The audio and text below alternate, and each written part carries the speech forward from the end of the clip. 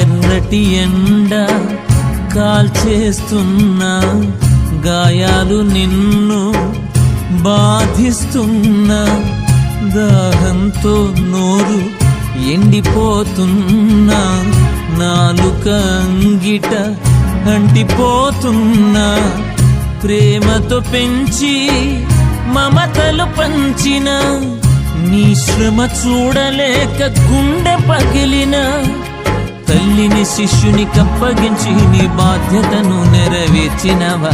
ఓ వెన్నెలంటి చల్లని రాజా, ఎంత ప్రేమ మూర్తి నీవయ్యా. ఓ